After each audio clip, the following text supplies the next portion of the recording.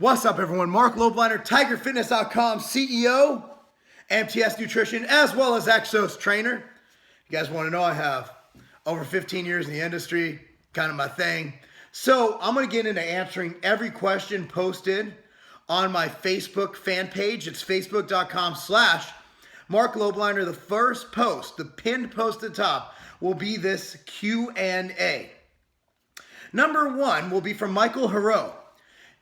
Do MTS product will be available in Canada soon, or if Tiger Fitness will open a warehouse in Canada? We had a distributor up there, True North. They didn't really do right by us, in my opinion, and so we're no longer doing business with them, and I'm currently working out some deals. It'll be widely available for you in Australia, one way or the other.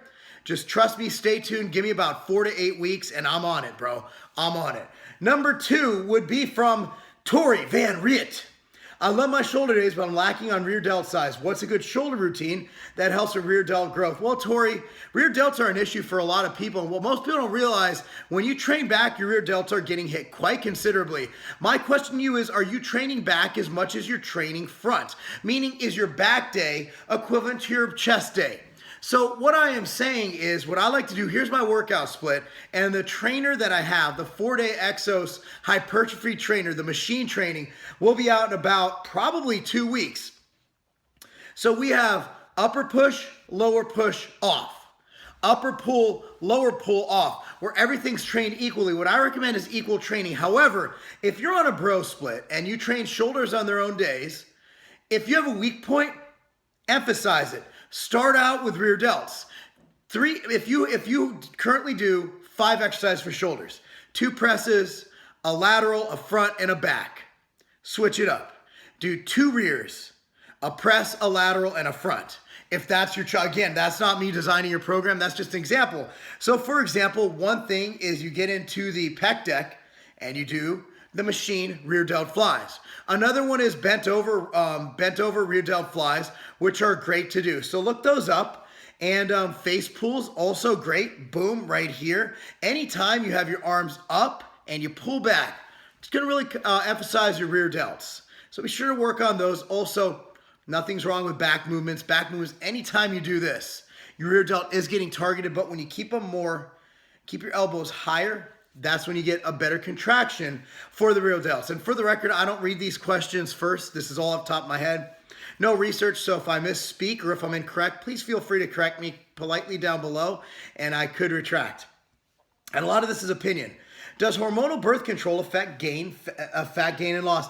It absolutely can. One of the reasons I came out with Tyrant, MTS Nutrition Tyrant, is to control cortisol and estrogen. Now, it was first time it was invented was for another brand I owned, and that formula, and it was mainly for females, but it works so well in males, we launched under MTS Nutrition for everybody. Now, here's the deal. Anytime you're artificially putting progesterone or estrogen, which you're putting both with most forms of birth control, like birth control pills in your diet, in your body, it's an exogenous hormone. It's going to elicit effects. Whether it's too major, that's to be determined. Women don't naturally have higher testosterone. Some women might notice some issues losing fat.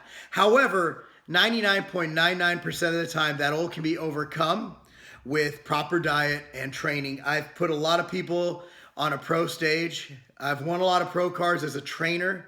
They've won the pro cards. I've just trained them, and they've been on birth control. And pulling out is not the best form of birth control. I found that out the hard way.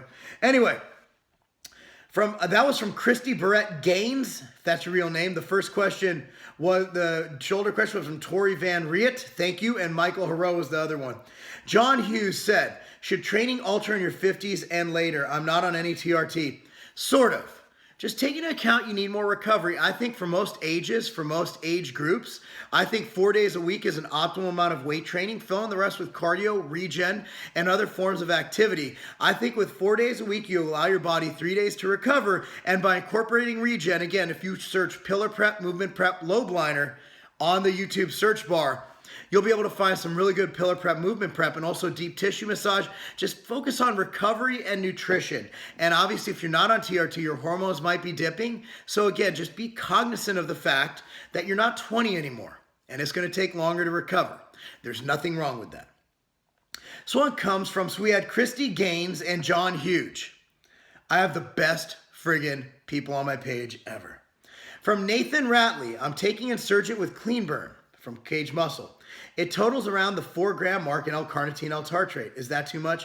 No, I haven't seen an upper dose for L-carnitine L-tartrate, and I'd be willing to guess that the main issue, if you overdo it at one time, would be gastrointestinal distress, but don't quote me on that. My opinion is you're fine. L-carnitine, you can go up to a whopping dose. It's just an amino acid. I recommend a minimum of 1.5 to 3 grams a day.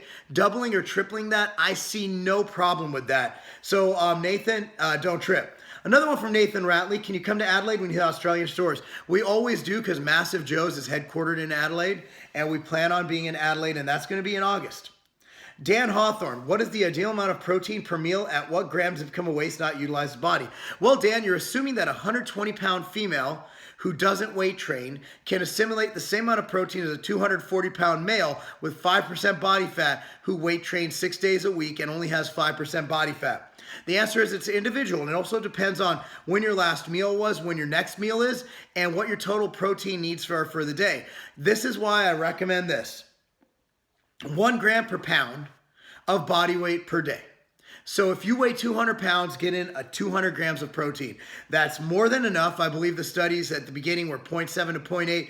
And also, if you're over on protein, it's no big deal. It's not detrimental. Your body just converts the excess protein to carbohydrate via gluconeogenesis. It doesn't cause any issues unless you're in a super physiological range of protein. So I would recommend 1 gram per pound regardless. And per meal, it just depends because your body will know what to do. If you have not had food for 15 hours, and you have, let's say, if you're intermittent fasting, there's a perfect case study.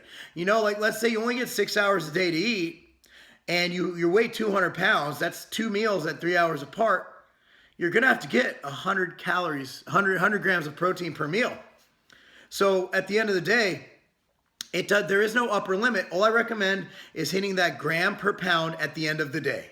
I know I say at the end of the day a lot, but that time I meant it. At the end of the motherfucking day. All right.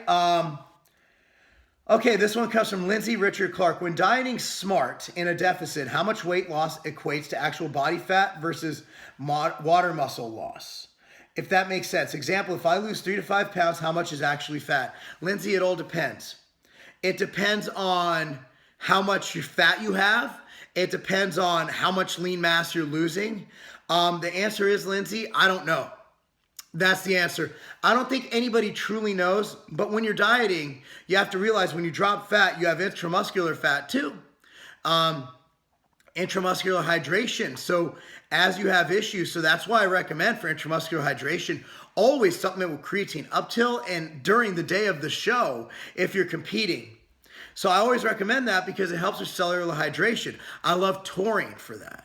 I love Hydromax, as found in MTS Nutrition Vasky, which is nitrosogene, Hydromax, taurine, and vitamin C. So I don't really have an answer for you other than aim to lose 1 to 2 pounds of fat, of 1 to 2 pounds per week when dieting. And for a good diet option, I have my book. It's www.dropfactorbook.com. That's dropfactorbook.com. From Jeff Kraft, any suggestions for getting a useful amount of sleep? 6 to 8 hours on average. Just if you have to be up at 6, go to bed at 10.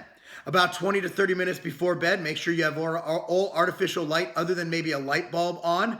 Read a book, relax, meditate, whatever it takes. Try to clear your mind and just relax and then go to sleep. And also don't put a TV in your bedroom.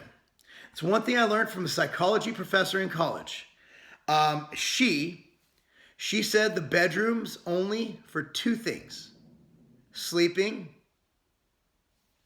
and you can guess the other one.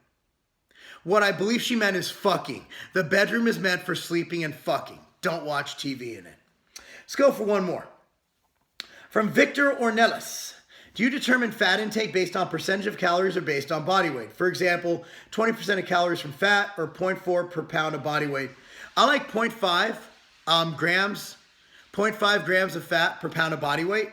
So for me, a 200-pound male, let's say I weigh 200, which I weigh I weigh 240-pound male, I'll need 120 grams of fat. However, when dieting, what I find, I don't like anybody to go below 30 to 50 grams of fat unless in the deep, dark recesses of prep. So generally speaking, I find that you can get your essential fat from 30 to 50 grams, assuming you're supplementing with your Ethitech Nutrition fish oil, all that stuff. I take 3 to 4 in the morning every day. I eat a lot of salmon.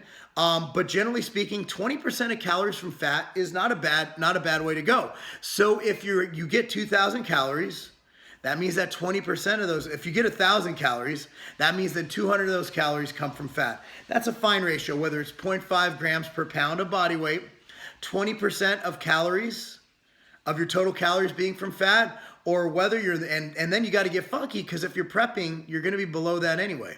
So there's no set way. What I usually like to do is I like to set people at 0.5 grams per pound and adjust from there.